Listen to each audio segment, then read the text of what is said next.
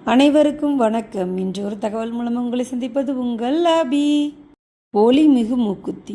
இத்தகைய மூக்குத்தியை பார்த்தாலே யோகத்தின் வெளிப்பாடு கிடைக்கும் என்பதால் பெருமளவில் பக்தர்கள் இம்மூக்குத்தியை தரிசிக்க வருகின்றனர். இப்பேற்பட்ட மூக்குத்தி எங்குள்ளது, யாரிடம் உள்ளது என்பது தெரியுமா? இப்பேற்பட்ட மூக்குத்தி நமது கன்னியாகுமரியில் உள்ள பகவதி அம்மன் மூக்கில் ஒளிர்ந்து கொண்டிருக்கிறது. நமது கன்னி தெய்வமான நமது பகவதி அம்மன் மூக்கிற்கு இந்த மூக்குத்தி எப்படி வந்தது என்பதை பற்றி ஒரு சிறு கதை மூலம் காண்போமா? வாருங்கள் கதைக்குள்.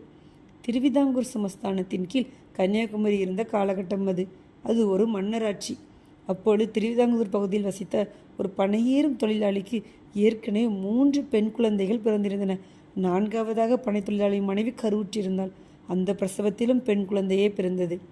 அதை அவரது மூத்த மகள் தன் தந்தையிடம் ஓடி வந்து சொன்னாள்.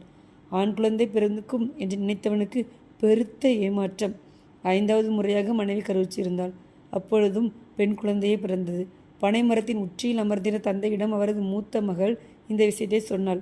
அவரது மனம் அப்பொழுது அடுத்த முறை பெண் குழந்தை பிறந்ததாக தன் மகள் வந்து என்றும் சொன்னால் மரத்திலிருந்து 2 கைகளையும் எடுத்துவிட்டு கீழே விழுந்து தற்கொலை செய்து கொள்ள வேண்டும் என்று முடிவெடுத்தார்.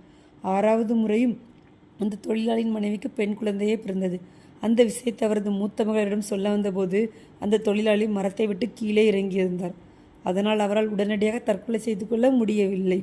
அடுத்தடுத்து 2 பெண் குழந்தைகள் பிறக்கும் போதும் அவரது மூத்த மகள் தன்னுடைய தந்தை மரத்தை விட்டு கீழே இறங்கிய போதுதான் சொன்னார். வாழ்க்கையை வெறுத்து போன தொழிலாளி அருகிலிருந்த புற்றுக்குள் கைவிட்டான். புற்றுக்குள் பாம்பு ஏதாவது இருந்து கடித்து இறந்து விடலாம் என்பது அவரது எண்ணமாக இருந்தது. அதுவும் தெய்வம் நினைத்தால் தானே நடக்கும் என்பதை அவன் அறியவில்லை. அந்த தொழிலாளி புற்றுக்குள் கையை நுழைத்த போது தொழிலாளிக்கு ஏதோ சுடுவது போன்று இருந்தது. சட்டென்று கையை எடுத்தான். அவன் கையோடு ஒரு மாணிக்கக்கல் இருந்தது. உடனே தொழிலாளி அந்த கல்லை எடுத்துக்கொண்டு திருவிதாங்கூர் மன்னரிடம் கொண்டு கொடுத்தான். அதை பெற்றுக்கொண்ட மன்னன், இது இவ்வளவு விலை மதிப்புள்ளது, தளபதியே, குதிரையை அவிழ்த்து விடு. அது எவ்வளவு தூரம் ஓடுகிறதோ அவ்வளவு இடத்தையும் அந்த தொழிலாளியின் பெயரில் எழுதி வைக்க சொன்னான். மகிழ்ச்சியோடு வீடு திரும்பினார் தொழிலாளி. ஏனென்றால் தொழிலாளி இப்பொழுது தொழிலாளி இல்லை, பல ஏக்கர் சொந்தக்காரர். அன்று இரவு மன்னர் கனவில் ஒரு சிறு பெண் தோன்றி, மன்னா, இன்று காலை பனைத்தொழிலாளி உன்னிடம் ஒரு மாணிக்கக்கல் கொண்டு வந்து கொடுத்தாரே, அதில் எனக்கு ஒரு மூக்குத்தி செய்து தரக்கூடாதா என கேட்டார். காலையில் எழுந்தது மன்னன் நம்பூதிரிகளை அழைத்து பிரசன்னம் பார்க்க சொன்னார். அப்படி பிரசன்னம் பார்த்தபோது நம்பூதிரிகள் கனவில் தோன்றியது கன்னியாகுமரி பகவதி அம்மன் என்று கூறினார்கள். மன்னர் உடனடியாக தன்னிடம் இருந்த மாணிக்கக்கல்லில் ஒரு மூக்குத்தியை செய்து அதை நமது பகவதி அம்மனுக்கு சமர்ப்பித்தான். அந்த மூக்குத்தியை தான் நமது பகவதி அன்னை இன்றளவும் அணிந்திருக்கிறாள்.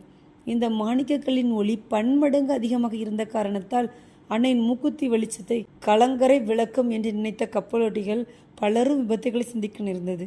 எனவே ஆலயத்தின் கிழக்கு வாசல் அடைக்கப்பட்டு தெற்கு வாசல் வழியாக சென்று தேவி தரிசிக்கும் முறை பழக்கத்திற்கு வந்தது.